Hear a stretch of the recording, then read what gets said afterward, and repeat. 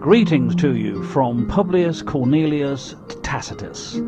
I am a senator and historian, and I lived in Rome from AD 56. I am pleased to offer you some video action from my writings on Boadicea and the Roman invasion of Britain in the AD 60s. You can read my full histories of Rome in my major works, the Annals of Rome and the Histories. But for now, please enjoy the film.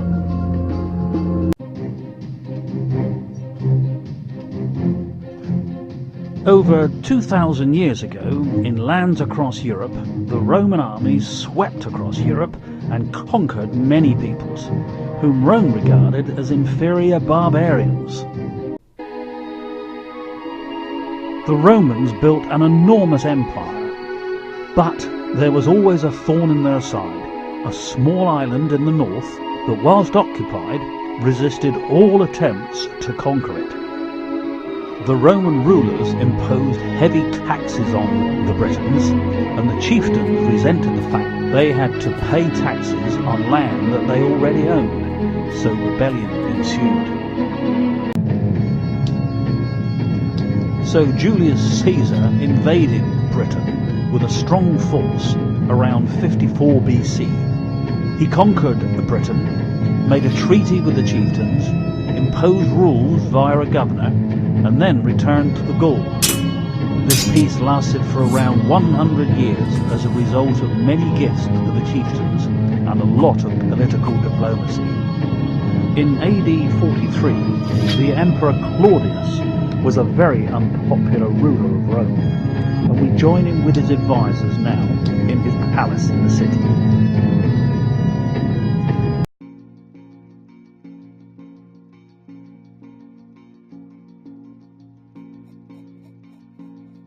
Hail, mighty Claudius! I and your humble messengers, ludicrous and humorous, bring you news from the Senate.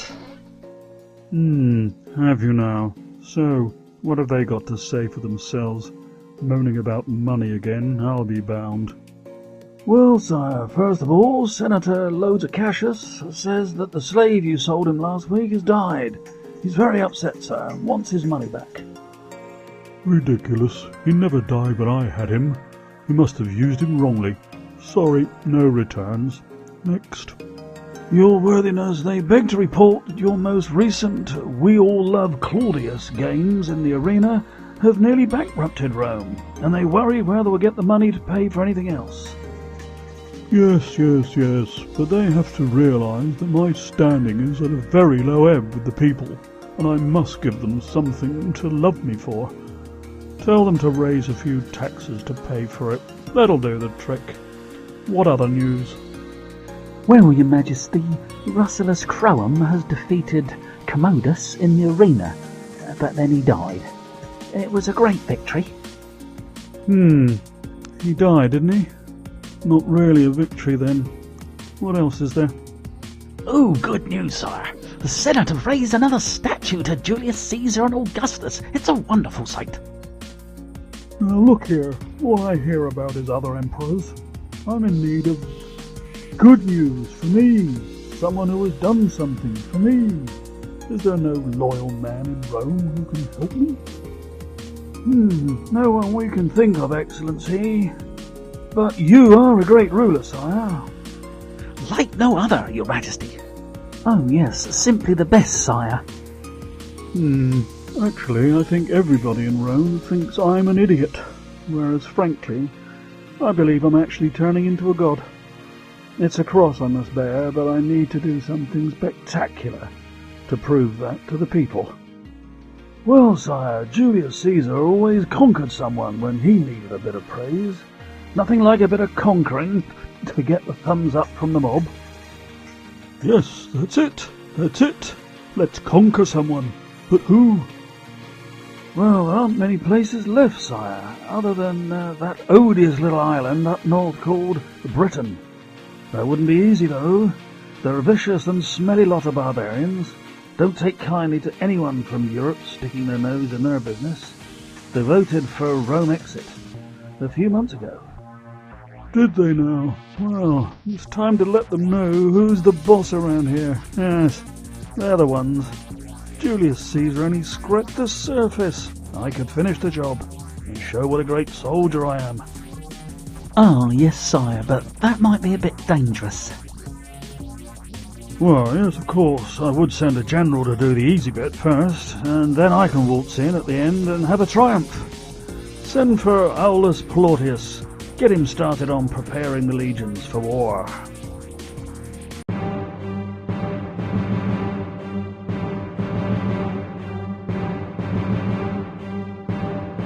Okay, you horrible lot, let's be having you. Squad, quick march. We're a good bunch of lads, sir. They'll do us proud with this legion.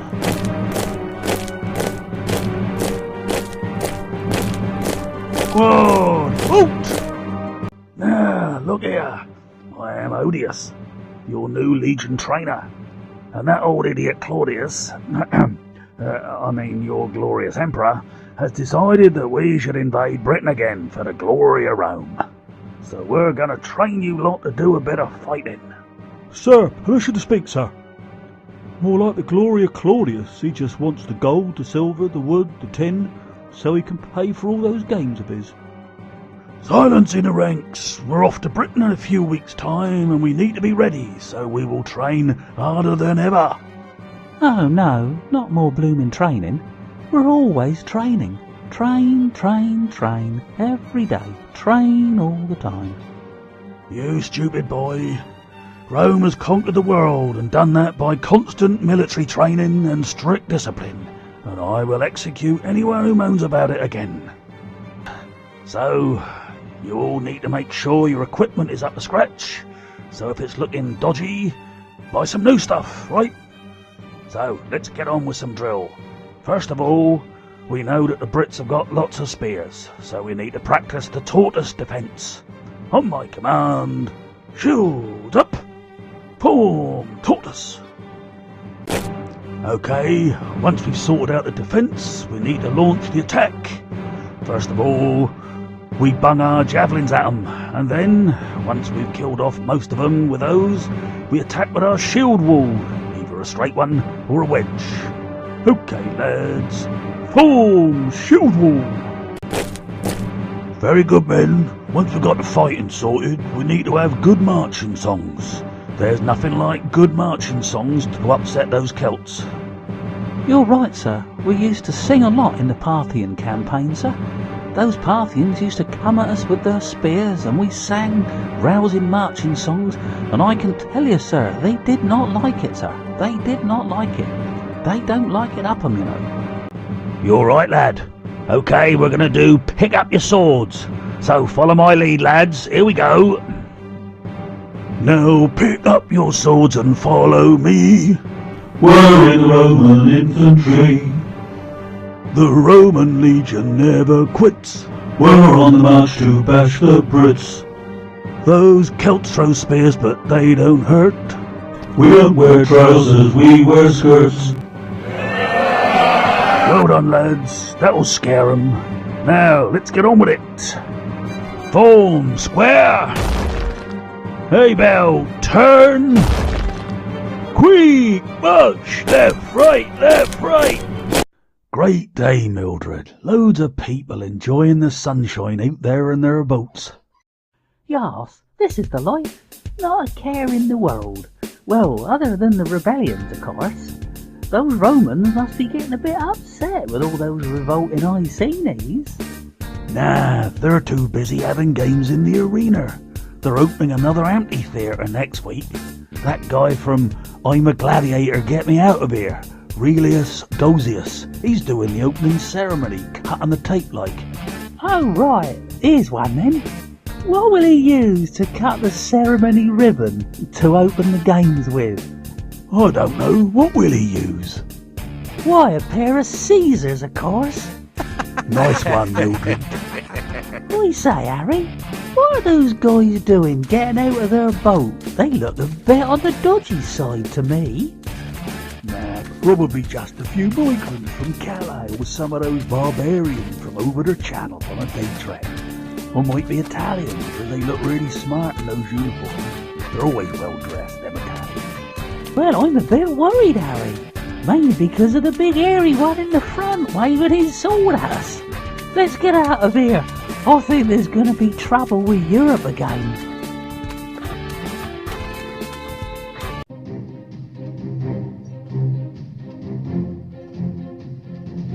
Oswald, I think another Roman army's after us again. Want to do a bit of barbarian bashing, I reckon. Calm down. They've been here for years. No, you don't understand. There's thousands of them out in boats out in the channel, and loads of them on the beach. Blimey, they must be cheesed off with a rebellion. Go and get your woad on, lads. We need to go and give the Romans what for. Oh no, not another blooming war. I'd best grab me spear. Come on, lads. We're off to the beach for a punch-up.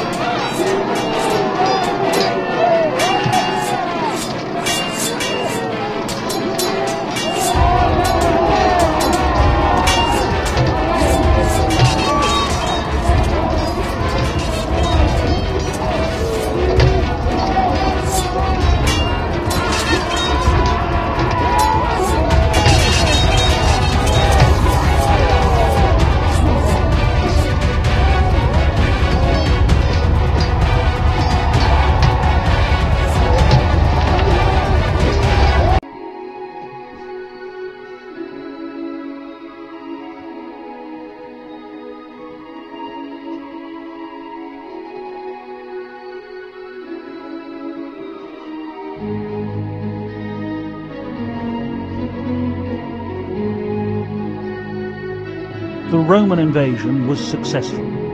Although Khreshchatyk and Togodamus kept up a guerrilla warfare campaign, they were soon vanquished.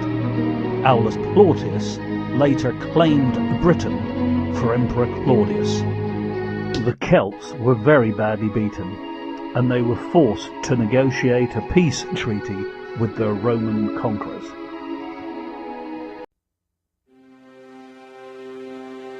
Well, that didn't go very well, did it? Those blooming Romans were just too much for us again, despite them wearing skirts. I thought the songs were the most scary thing. Well, and the javelins. And the swords and the arrows, I suppose. Well, I think we're on pretty dodgy ground, mate. We'll need to negotiate a treaty, or loads more of us will end up as slaves. I'm sure they're tired of all these fisticuffs themselves anyway. Greetings, General. We have to admit you were too strong for us, and we've had enough. So, if it's alright with you, we'll be off home for a bit of peace and quiet, alright? Well, that suits me. We've had enough of all this as well. So, we will just have to put our swords and spears away and try to get on with each other. So let's have a few beers and see what we can work out. I think you'll find it'll be to your advantage, as we're itching to build a few roads and towns and such like. Okay, General, thanks. Let's get to it. I'll have a pint of your finest mead, please.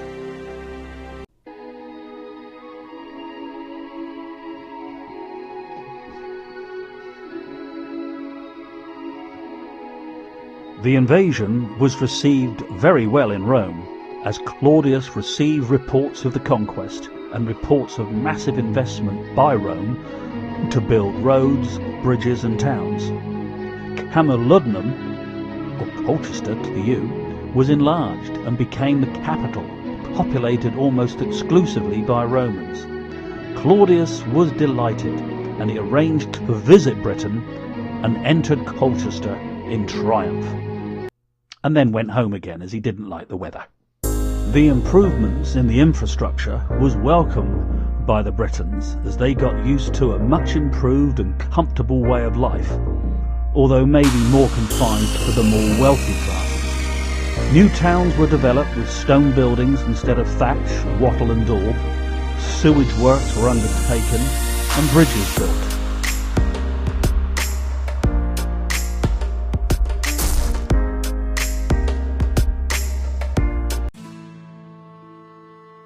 A currency system with coins was introduced instead of the usual bartering, and some Britons were taught to read and write Latin.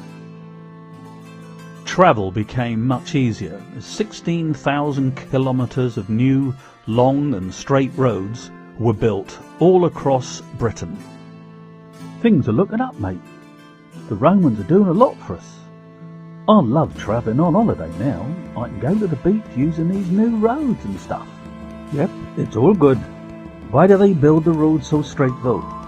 That's easy. The Roman soldiers don't like it here much, so it stops them from going round a bend. Nice one.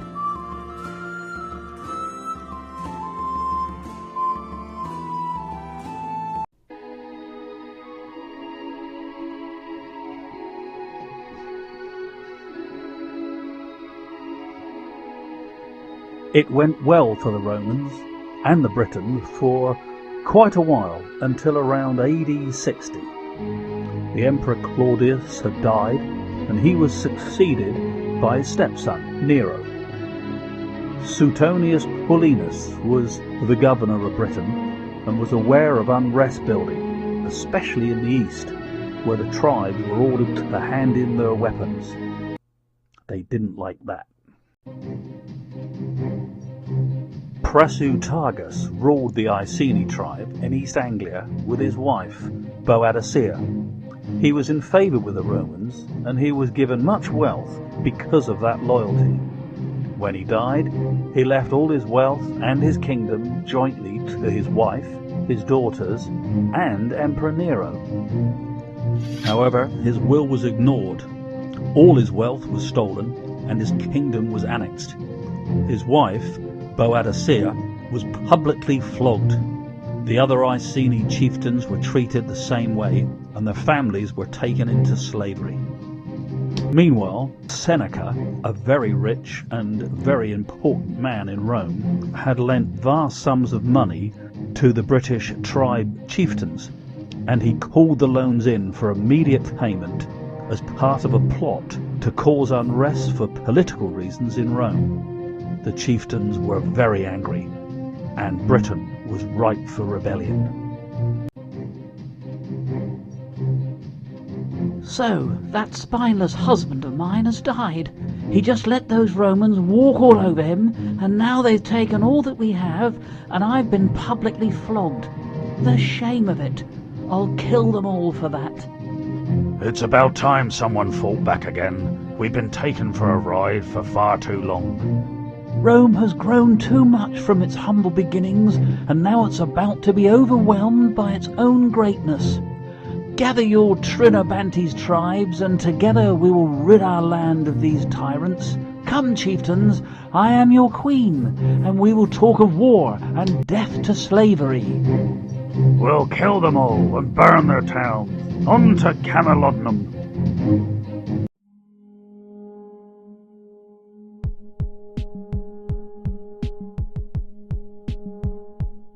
Things are getting bad. Why are things always so awful in Britain, besides the wet weather? Ah, the gods hide the sublime happiness of death from mortal men, so we can endure life. Well, we might not endure it for much longer. Boadicea is revolting. We know that. Really smelly barbarian. All that woad and fish and chips. No, she really is revolting. She's leading all the Iceni and Trinobantes tribes and will attack our forces at Camelodunum soon. No worries.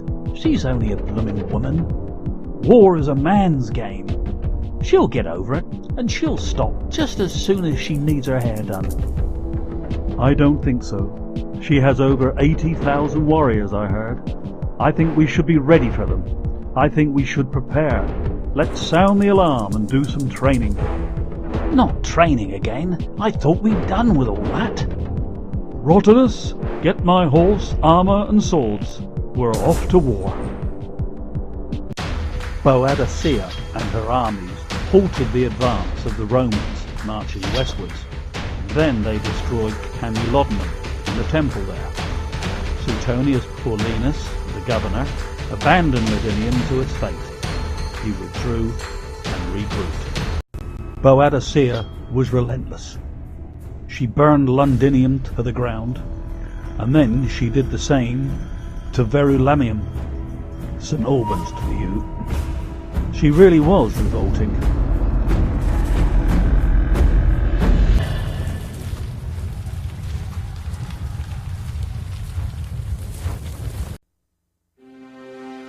In AD 61, Suetonius rallied with 10,000 soldiers and auxiliaries from the 14th Legion, and he challenged Boadicea at Manchetta, now known as Nuneaton, in the Midlands. Even though the Celts massively outnumbered the Romans, there was anxiety in the ranks, so Boadicea rode all around her troops in her chariot, exhorting them to be brave with these words: "I am descended from mighty men, but I am fighting as an ordinary person for my lost freedom. Win the battle or perish. That is what I, a woman, will do. You men can live in slavery if that is what you want." Thousands of javelins were thrown by the Romans, and then, shortly after, another massive volley. There were incredible casualties in the Celt ranks in the opening minutes of the battle. The Romans then moved their shield walls forward, stabbing with swords as they marched together. The Celts' mass ranks worked against them, as they couldn't use their long spears and long swords against a close-fighting shield wall, like many armies had found before them.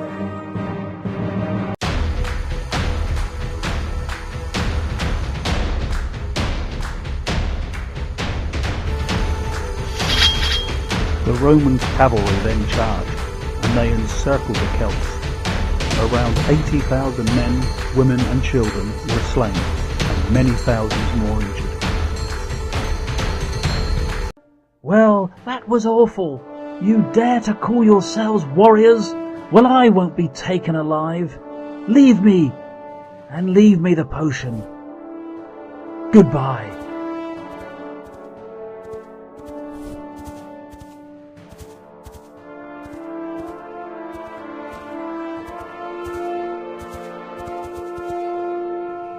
She was a brave warrior.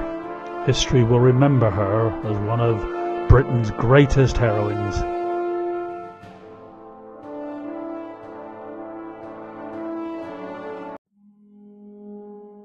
The battle was won, and the Celts were subject to Roman rule totally, except in the north.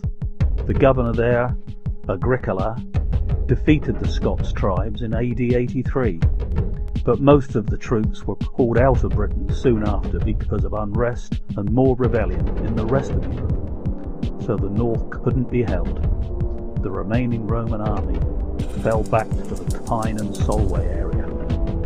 In AD 122, Hadrian visited Britain, and he built Hadrian's Wall in order to keep out the Scots. Rome ruled Britain for another 200 years.